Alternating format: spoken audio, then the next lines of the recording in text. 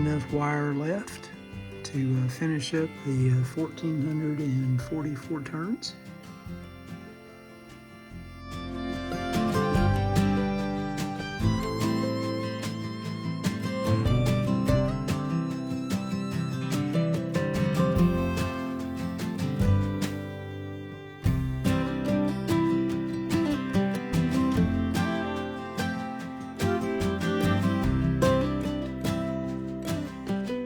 You can see I've got the transformer broke apart. The bell cover's off, and you can see where this thing overheated.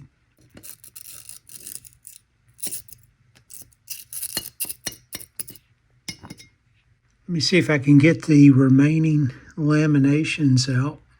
I've got the bottom piece of the transformer bracket off, and you can see the orientation of the windings going back through this part of the shell.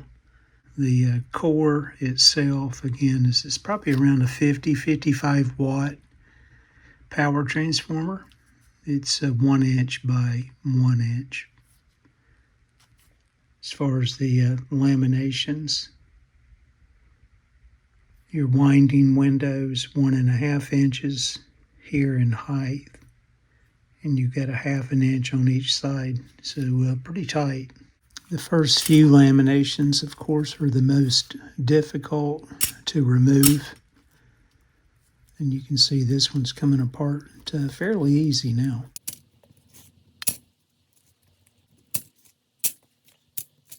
It's going to be interesting to cut into the transformer.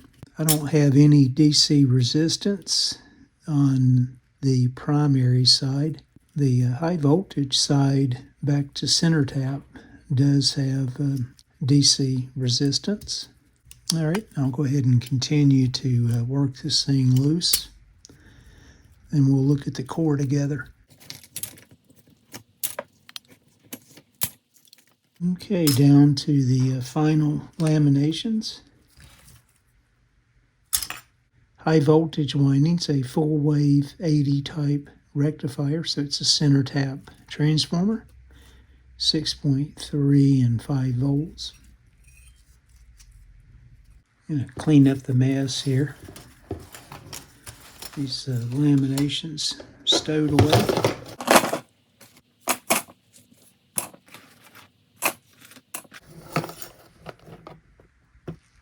Better look inside the bell cover.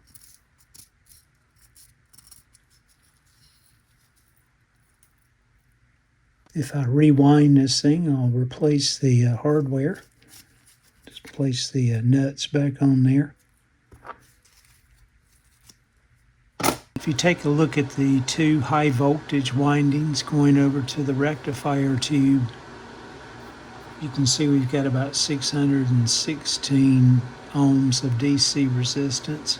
Just shows how small this transformer is and the wire size that was used back in the day, which I've talked about before is typically way undersized, usually 500 circular mils per amp or less. And if I go back over to the center tap that goes back over to the loudspeaker,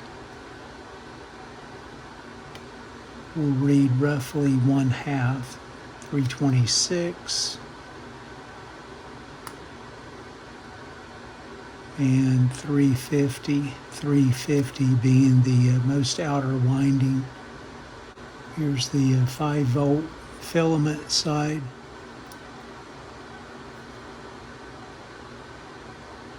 .1, so it's good. Let me see if I can identify the primary winding. I think that's what opened up on this thing. It definitely looks like the primary is what's open.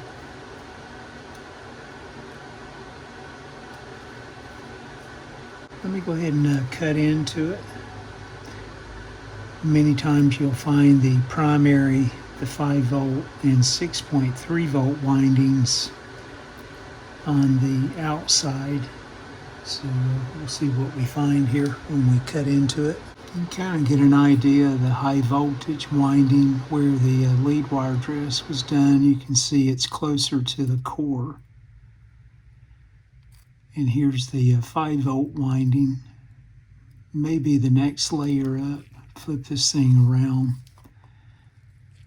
Again, you got a 6.3. You've got a ground wire. It might be a center tap for the 6.3.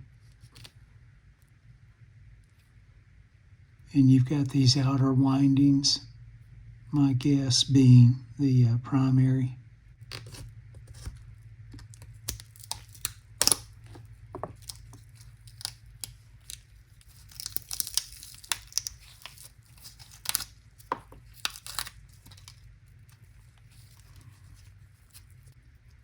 All right, hard to see or capture on camera. You can see where this thing heated up. Looks like this might be our 5-volt winding that's on the outside. Let me count the number of turns that we have. I'll do that over the garbage can, bring you guys back.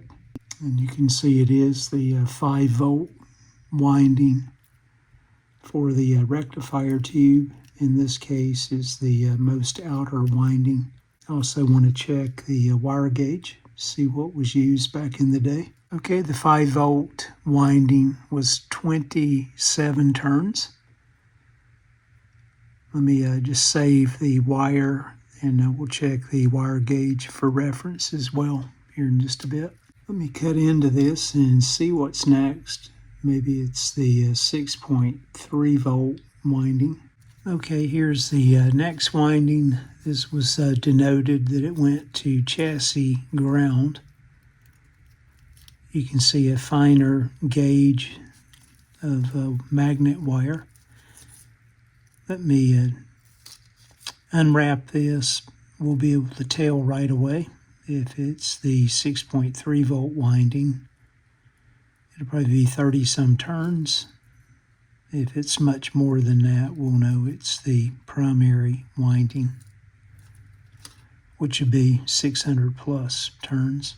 So 36 turns for the 6.3 volt winding. Let's see if we can dissect this one as well. You can see how hot the transformer got. Looks like this is where it actually caught on fire.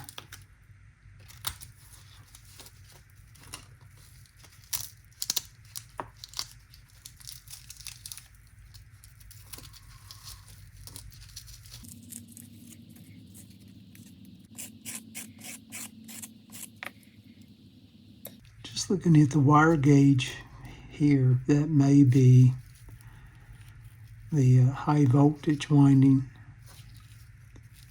that's next, and the primary may be closer to the core.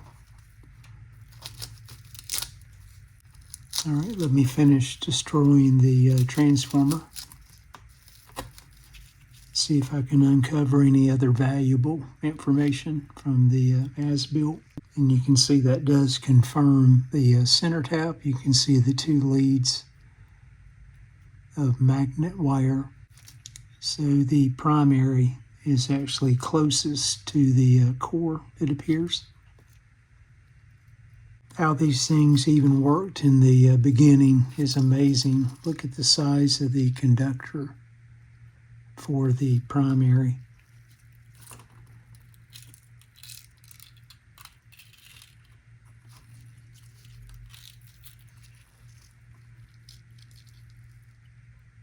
And just a simple tug, and you can see where it failed on the primary and heat it up.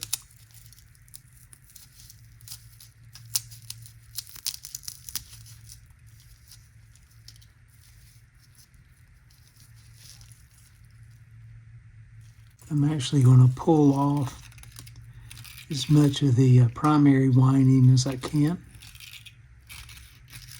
and then just check DC resistance for a known footage and determine the wire gauge that way, in addition to checking the diameter.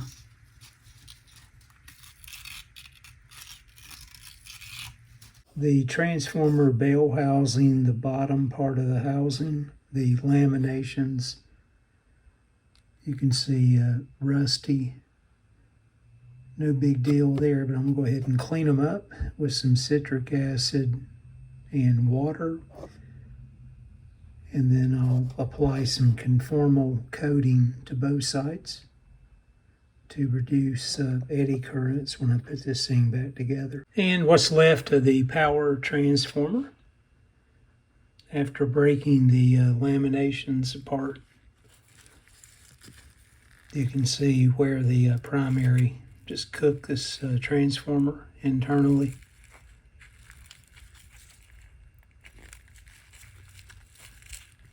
And you can see the laminations. Again, I'll go over the laminations after I get the rust, crud, and other stuff off with some conformal. Making a calibration run for the primary winding, looking for about 77 turns per layer, and adjusting my limit switches either side, left and right, for my stop points, and making sure my RPMs gets me close to 77 turns per layer. Just started the primary winding, just going back in the same format that the OEM transformer was. They had the primary closest to the core. I think that will make the winding just a little more simple for me. Again, about on average 77 turns per layer, not exact, but that'll get me in the ballpark. A total of 605 turns is what I'm shooting for. Again, the transformer is designed to work with an input of 110 volts AC. So far progressing as planned. You can see I'm about 232 turns at this point. And I seem to be filling the window fairly well, so I think I've got my limit switches set fairly close. Again, the target 605. Still making hay, 459, so just a little ways to go. And I'll be concluded with the primary winding. And there we have it. Let me get the coil removed and go ahead and wrap a couple layers of Kapton tape on. Place a little gaffer tape up here just to hold everything nice and tight till I get everything removed, and then again wrap this with Kapton tape. Then we'll measure DC resistance and see what we've got.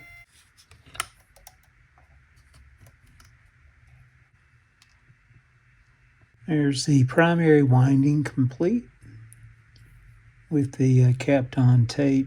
Up next is the high voltage side. Again, a full wave rectifier, so we'll have a center tap for the high voltage winding. So let me check DC resistance of the primary winding. Hopefully we're near the target of 1157, not far off. Again, I've got a fairly good overhead in there for the wire diameter. So 9.7 ohms. It's less than 20% of my calculated number. Just started winding the first half of the secondary high voltage, 1444 turns.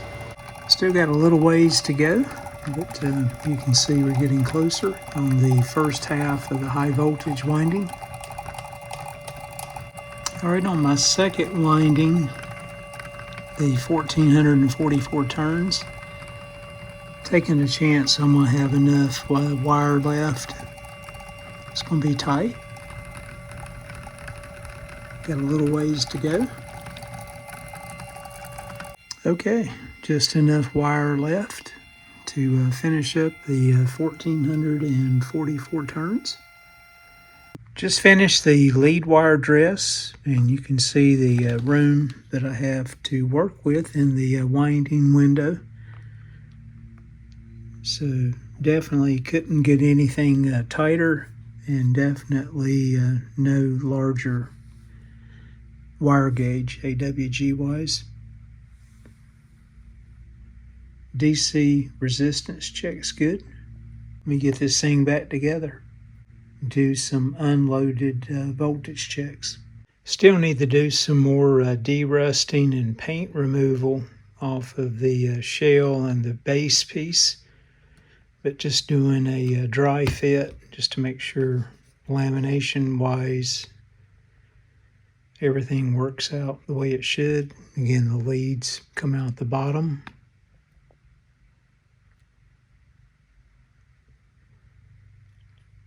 Tight fit, no room for error. These transformers were definitely pushed to the limit and undersized back in the day. Of course, everything was to keep cost at a minimal.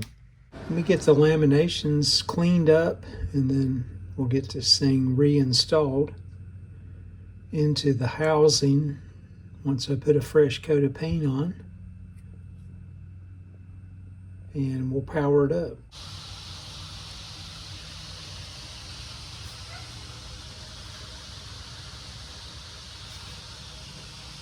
You can hear the tumbler running in the background, cleaning the laminations off. And I'll give them a coat of the conformal coating.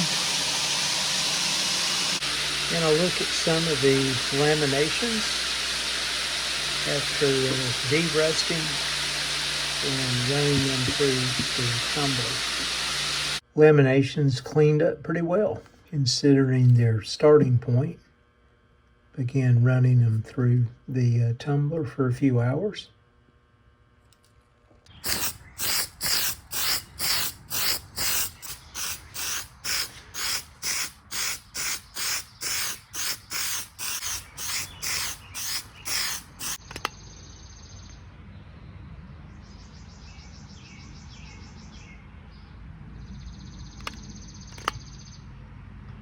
Just validating the transformer voltages. Sorry about the noise in the background. Dehumidifier running, rainy day. 110 volts. Let's look at the meter. Transformer. 5.4, so right at the design. Let's check the 6.3 volt winding, see what we've got there. By the way, if you look at the wattage of the transformer unloaded, 4 watts, so running nice and cool. And back to the 6.3 volt winding.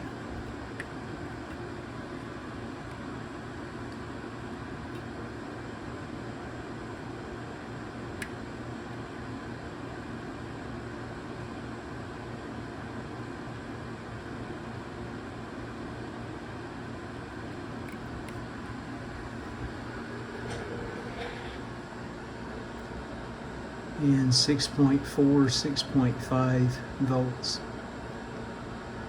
Let's go to the high voltage side. We should be somewhere around 262. Center tap, which is the yellow with the red stripes, back to each red. Bring up the variac here slowly.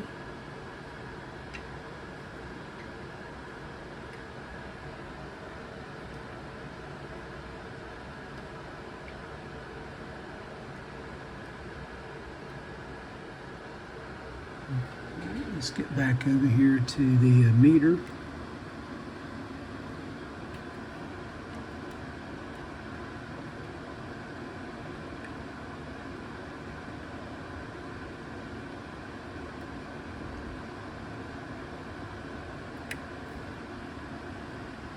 All right, close enough there. and unloaded about 265.1. Let's check the other side.